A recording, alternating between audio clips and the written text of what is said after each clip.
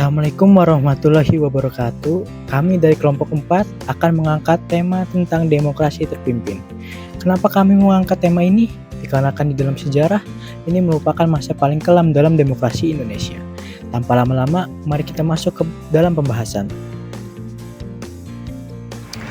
Demokrasi terpimpin adalah masa ketika Presiden Indonesia Soekarno berkuasa di bawah naungan Undang-Undang Dasar 1945 yang asli.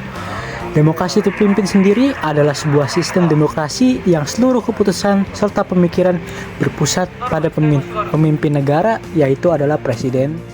Sistem ini pertama kali diperkenalkan oleh Presiden Soekarno pada tahun 1957 sebagai sebuah alternatif untuk mengatasi krisis politik yang dihadapi oleh Indonesia pada saat itu.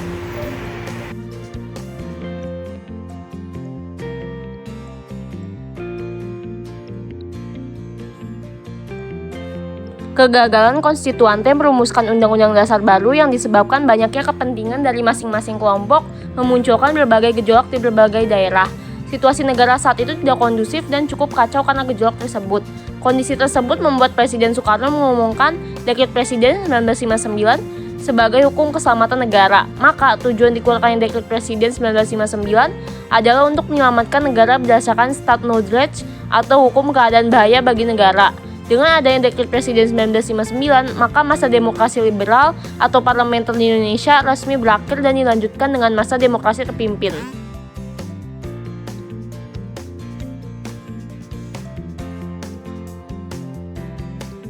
Aan Azië gewend zijn. Maar kunt u zich dat voorstellen?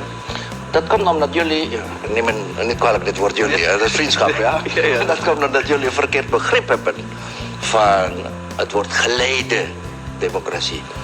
Geleide democratie is niet een dictatorschap, niet een dictatuur. Nee, geleide democratie is democratie met leiderschap.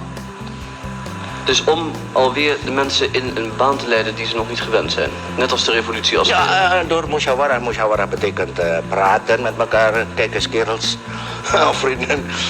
Zo moeten, wat denk je ervan? En die man zegt nee. En, ik geloof dat het beter is zo te doen. En dan na discussie, na wat wij noemen musyawara, bereiken wij een stadium van communistische opinie.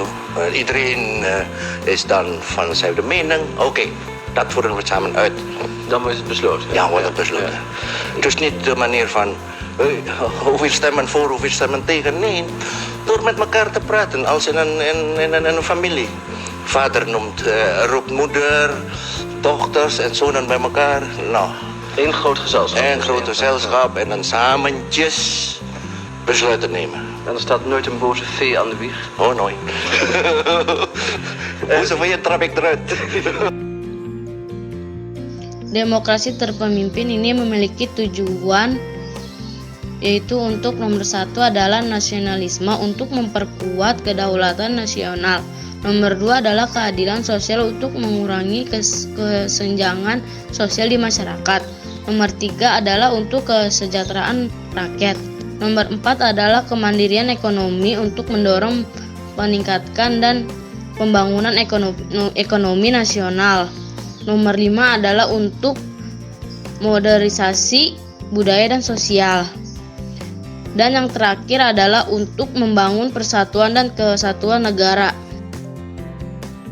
Demokrasi terpimpin memiliki ciri-cirinya sendiri, yaitu 1. Dominasi kekuatan politik di tangan presiden. 2. Pembatasan hak politik rakyat. 3. Munculnya partai penguasaan atau partai mayoritas. 4. Sentralisasi kekuatan. 5. Fokus pada tujuan sosial dan ekonomi. 6. Kekuasaan presiden yang tidak terbatas. 7. ABRI berperan dalam politik. Demokrasi terpimpin ini memiliki kelebihannya sendiri, yaitu adalah 1.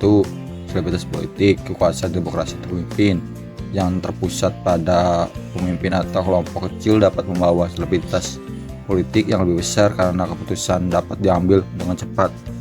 Yang kedua itu ada mengambil keputusan yang efektif dalam demokrasi terpimpin ini, memungkinkan kebijakan yang cepat dan efektif dalam menjawab keputusan masyarakat. Yang ketiga itu ada mobilitas massa. Dengan partisipasi aktif masyarakat dapat memberikan kekuasaan dan dukungan yang lebih besar untuk melaksanakan program-program pemerintah. Demokrasi terpimpin juga memiliki kelemahan atau kekurangan, yaitu yang pertama ada ketidakjelasan peran partai politik, yang kedua melemahnya lembaga legislatif, ketiga melemahnya hak asasi manusia, yang keempat ada kebebasan pers dibatasi, dan yang terakhir kelima otonomi kekuasaan daerah semakin terbatas. Dalam demokrasi terpimpin ini juga memiliki penyimpangannya, yaitu satu, adanya pemisahan tafsiran Pancasila.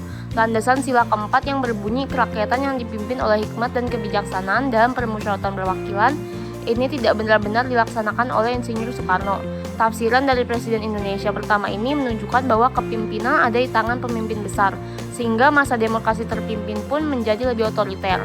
2. Pembentukan DPRGR atau Dewan Perwakilan Rakyat Gotong Royong adalah salah satu bentuk penyimpangan yang dilakukan oleh Insinyur Soekarno di masa demokrasi terpimpin. Lembaga ini menjadi instrumen politik yang membuat status Presiden dan DPR berada di posisi yang sama, sehingga menyimpang dari ketentuan yang ada. 3. Pengangkatan Insinyur Soekarno sebagai Presiden seumur hidup. Karena tidak ada aturan yang menentukan masa jabatan Presiden, maka Insinyur Soekarno pun diangkat menjadi Presiden seumur hidup. Kesimpulannya adalah, demokrasi terpimpin adalah demokrasi yang semua keputusannya ada di Presiden. Demokrasi terpimpin tidak sejalan dengan demokrasi di Indonesia. Hal itu dibuktikan dengan banyaknya penyimpangan yang dilakukan pada saat itu. Gagalnya demokrasi terpimpin juga dikarenakan lemahnya sistem pemerintahan saat itu. Parlemennya yang tidak berfungsi sepenuhnya dan pemerintahan yang sangat terpusat pada presiden.